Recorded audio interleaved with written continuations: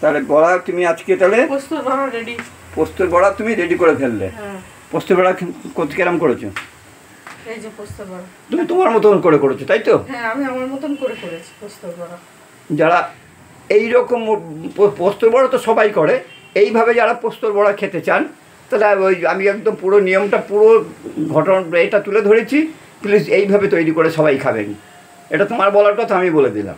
হ্যাঁ, তুমি বলছো তো ওই জন্য আমি চুপ তো করে বলে ফেলো। এই তো পোস্তর বড়া তো আমি দেখিয়ে দিয়েছি কিভাবে করতে হয়, এইভাবে করে খাবেন, খুব ভালো লাগে খেতে। আর সৌবনিক আমার নাতি, তোমাকে বলি তুমি এটা পারবে না, ধৈর্যের দরকার, মাকে বলবে, মা করে দেবে, খেয়েও ভালো লাগবে খেতে। এটা কিন্তু একদম নিজস্ব রেসিপি। হ্যাঁ, পেঁয়াজ ছাড়াও করতে পারে। এইভাবে যারা তৈরি করে খেতে চান তারা এইভাবে একবার ট্রাই করে বাড়িতে দেখতে পারেন।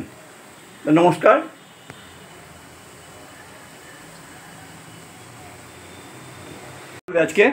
আজকে হচ্ছে পোস্তর বড়া করবো। হ্যাঁ, পোস্তর বড়া। হ্যাঁ, পোস্তর বড়া করবো।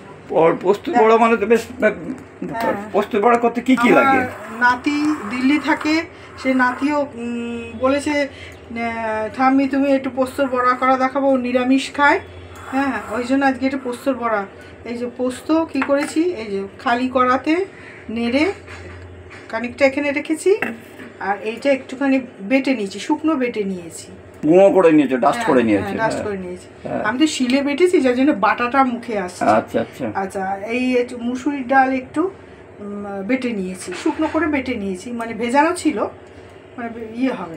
আর কিচ্ছু না, পেঁয়াজ কুচি আর লঙ্কা কুচি, লঙ্কা কুচি একটু। তাহলে যারা পোস্তর বড়া খেতে চান বা চাও, এই যে হচ্ছে পোস্ত, একটু পোস্তটা কিন্তু একটু নেড়ে নেওয়া আছে কড়ায়, আর একটু নেড়ে নিয়ে এসে গুঁড়ো করে নিয়েছে, আর এই হচ্ছে মুসুর ডাল ভিজানো বেটে নিয়ে, আর পেঁয়াজ আর লঙ্কার কুচি। এবার এটা একসঙ্গে মিক্সড করব। পোস্ত বড়া করতে গেলে তাহলে এইগুলোই লাগছে। হ্যাঁ, নিরামিষও করা যায়, তা নিরামিষ তো করি আমি, পেঁয়াজ দিয়ে। পোস্তর বড়া খাবো, নিরামিষও কী করে খাবো? একটু পেঁয়াজ দিলে তো ভালো লাগে, কিন্তু এ করছে যার জন্য করছে সে আবার পেঁয়াজ খায় কেন সেটাও দেখতে হবে তো। নিশ্চয়ই খায়, পেঁয়াজে বিরিয়ানি খায় আর পেঁয়াজ খায় না। ওকে বিরিয়ানি খায় বলেছে নাকি? তুমি তো কি বলছিলে একদিন, তাই বলছি। ও দোকানে ঠিক আছে, অনেকে ওকে ওকে মানে আমার নাতিকে অনেক বন্ধু বান্ধব বলেছে, এই যে নুন দিচ্ছি, অনেক বেশি হয়ে যাচ্ছে। হ্যাঁ, অনেক বেশি হয়ে গেছে, ব্যাস আর না। হ্যাঁ, আর না। আসল কথা, ও দিল্লিতে পড়ে ইউনিভার্সিটিতে, ওকে নিরামিষ খায়, ও একদম মাছ মাংস খায় না, খুব নিরামিষ ভোজি। আর ওর রিকোয়েস্ট এইটা হচ্ছে, ওর বন্ধু বান্ধব অনেক বলেছে যারা নিরামিষ খায়, ঠাম্মিকে বলবি একটু অল্প।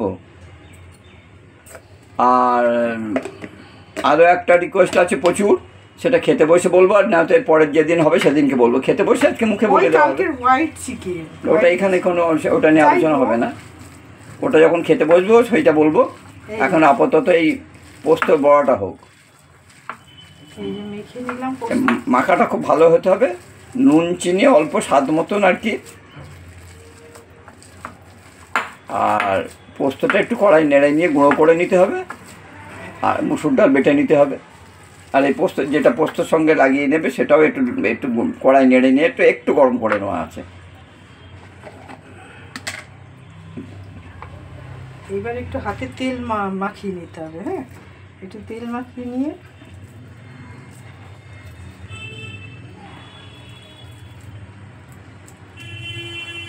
আচ্ছা, খেতে তো লাগে, গালের মধ্যে ফেলে দিলে পোস্ত বড় গুঁড়ো হয়ে যায়।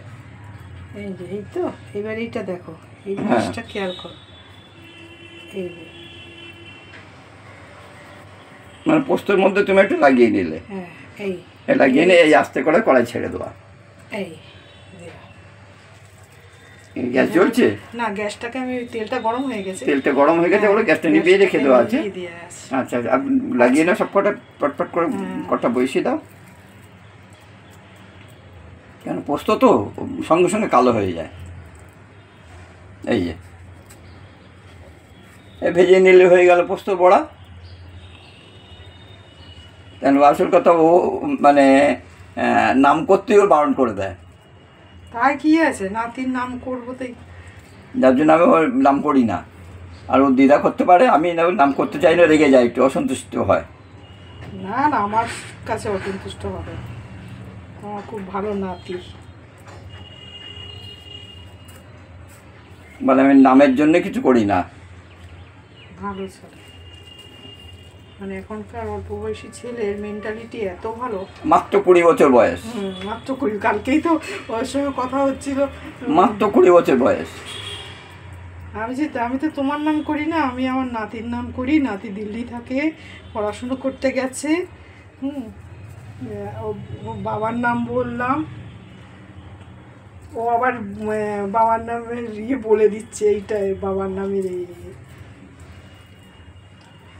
বাবার নাম শুভেন্দু মুখার্জি, মায়ের নাম স্মৃতিকণা মুখার্জি, অধুনা নিবাস দিল্লি, আর গেছে বেহালা উস্তির থেকে। সবটাই বলে দিলাম।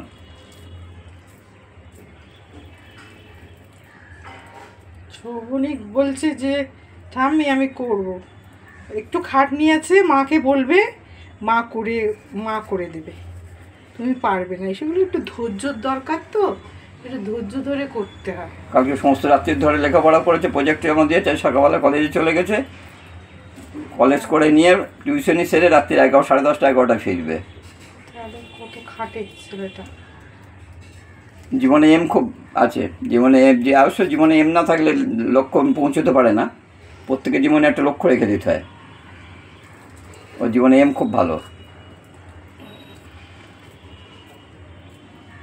ওই আগে ছিল না, এম ইন মাই লাইফ, জীবনের লক্ষ্য কী? ওর জীবনের লক্ষ্য নিজেই ঠিক করে নিয়েছে, আমি এই হতে চাই, এবং চেষ্টাও করে যাচ্ছে, আপ্রাণ চেষ্টা করে যাচ্ছে, হয়েও যাবে।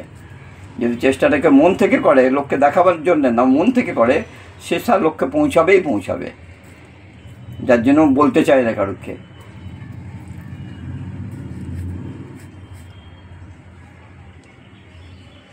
এই কথা হোক, ঠিক আছে, এই যে এখন হতে থাকো, ভাজার পরে আমি আরেকবার দেখিয়ে দেবো।